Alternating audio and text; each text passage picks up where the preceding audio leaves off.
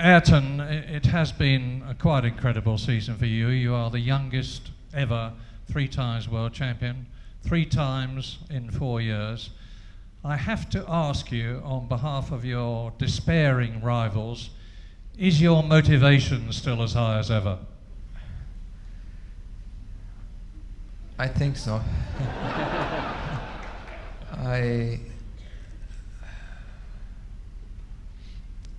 I am, as you said, young, I am healthy, I am as committed as ever to my passion, to our passion, and to my profession. And the main thing is to find ways, time after time, to stimulate myself in my own world or in my own funny ways, to dedicate a lot of my time and a lot of my thinking and keep up with the commitment that is quite high to continue to be successful. Now, we all need goals in life. We have to aim for something to attempt to achieve it. And I know you must feel that way. Now, with 3 world championships, 60 pole positions, 33 wins, what can be your target? Fangio? Well, I said this several times before, and as Sterling this evening expressed here just a few minutes ago, I think no matter who in the modern Formula One, be myself or any younger drivers that will be successful in the future, can achieve, be 4, 5, 6, how many titles you can imagine. No one will ever take away anything that Fangio has done in the past of motor racing. He has established the titles, the records, but also he has established a way of doing things as a gentleman, as a man. And all I can say is that I should be trying hard to get as near as possible to him. Now, you had 7 wins in 1991, but it was by no means an easy year for you. It's been a special season, of course. We finally got another championship. It's been a good start, as you all know. We had our difficulties. We had a great championship, particularly with Nigel, but also Patrese was there. And it's been particularly rewarding because this championship was again a result of everybody pulling together strong as ever to the same direction, and that has been the efforts that McLaren has done, Honda and Shell and all the sponsors that have helped us to pull out from the troubles we had and finally win in some style in Japan. Now here is a question I have been longing to ask you ever since it happened. When you walked back at Hockenheim after you had run out of petrol for the second time in 2 races, what did you say to Ron Dennis? Well, I keep learning every day, you know, about many things in life, and one thing that I have learned lately is that you should monitor very carefully your words, particularly if it's not your native language. But I'm afraid that at that occasion, in the truck, on the back of the truck of McLaren, I was not monitoring my words at all. So we had a particular moment there, but I think we now know each other well enough to understand some of the frustrations that we both go through at different times in different ways, and I think we try to get the best out of each other. And I have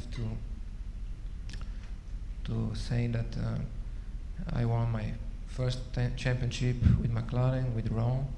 I won other 2 championships, and that is something that does not happen often in the same team, you know, to the same driver. So it's something that only time will prove, but I value very high. Now, when you won the first 4 Grand Prix of 1991, you had done something that no one had ever done before in the history of Grand Prix racing. We all thought that this was going to be another 1988 with McLaren winning. Did you say to yourself, "That's it, Ayrton, I'm there, I've won"? I don't think so. You should ask all the team members. Well, before we went to the Phoenix Grand Prix, when we first tried the car in Portugal, I had 2 months off, so I was fresh and full of motivation, and I had a good feeling because we made a step forward in all areas, but I didn't think we had done enough in some areas to be very confident. Of course, we won the first 4 races, and I kept saying to everyone, you know, we're not there, and many people were thinking, when is he gonna be happy, because he's on pole, he's winning, he's leading from lap 1 to last lap, and he's complaining. And but people inside the team knew, they understood, but it took a while to get everybody really with the right momentum. And we then saw subsequently to Monte Carlo a number of races where Williams was very strong, and we were struggling. But on the other hand, that has made this year special, because we all pulled together afterwards, and in a very short time we were able to recover and to match them and to keep the number 1 in our car next year. Well, now, in less than 3 months' time, we are all going to be at Kyalami in South Africa, where you got your first World Championship point in 1984. You've heard what Williams are doing. Luca Montezemolo is at Ferrari, and he's an extremely competent man. Tom Walkinshaw is at Benetton, and he's an extremely competent man. You're going to have an even harder time next year, I think. I don't know. I think it could be an even more exciting championship next year again compared to 91. Certainly 91 has been the most difficult and the most exciting, because different cars, different drivers won. 88 was fantastic and is the one that I like most, because it was my first one. And I had a top driver beside me with the same equipment, but we were well ahead of everybody else in terms of equipment. And I think 92 could be a continuity of 91. Hopefully not with the same struggle as we had halfway this year, and hopefully I can go back to the pits every time after the race with my racing car, and not with a lift or with a pace car. But I think it could be very exciting next year again. Ayrton, we have an expression in English which says, "A little bird told me." Now, a little bird told me... How little was he? Oh. Well, a little bird told me that at the FISA presentations in Paris last night, you made a special presentation of a crash helmet to Jean-Marie Balestre. Is that true? That's, of course, that's true. Well, you just said, I made a presentation, and it was something that I did with some hesitation for a moment, and it's something, I'm being sincere, it's something that I did with some reservation, but I found myself in a position, unexpected position, where after dinner, Bobby Constantinou started to call on the microphone and some of our colleagues to talk to them, and I never expect that because the 2 times before I was there in the past, that wasn't part of. And I had the helmet with me, still undecided what to do with it, thinking that perhaps if I give him it would be after finishing dinner. And when he then called me, Bob called me on the microphone. I went there, I started to talk to Bob, and I got involved in the climb, in the atmosphere, which was very friendly, very genuine, and then I called Jean-Marie there.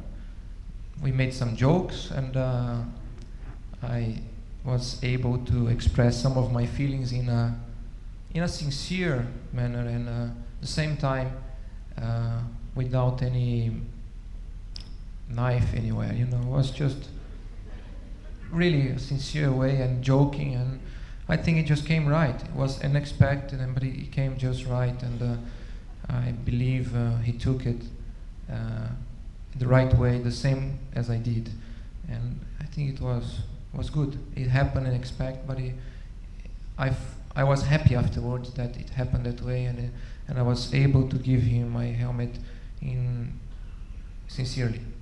And so were we.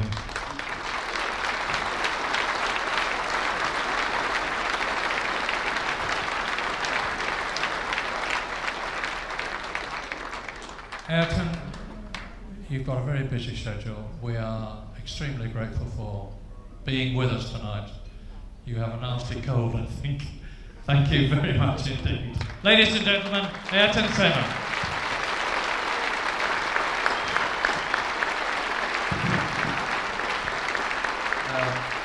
Thank you very much. I'd like to just add a few words. I am, like he said, still young, 31, but I've been involved in motor racing from 4 years old, believe me. And when I come to England in 1981 to participate in the Formula 4 Championship, was my first season of racing cars. Until then was only go-karts. And I've been through several seasons here in different categories, successfully, fortunately. And lots of the things that I learned and that I've subsequently used in Formula 1 have come from England, because here I learned how to race as a professional, I learned how to observe the flags, I learned how to follow the marshals, the starting procedures, the testing procedures, setup of cars, the relationship with the engineers, mechanics, team owners, team managers, and that has made a lot of my personality in terms of motor racing. I know that often I don't get the best press in England, but I suppose nobody's perfect. I try hard, and I try hard to be better, to improve. And I'd just like to say thank you to all of those people here in England that have given me the opportunity from 1981 to come through all the way, and in such a relatively short period of time get so much success. Thank you.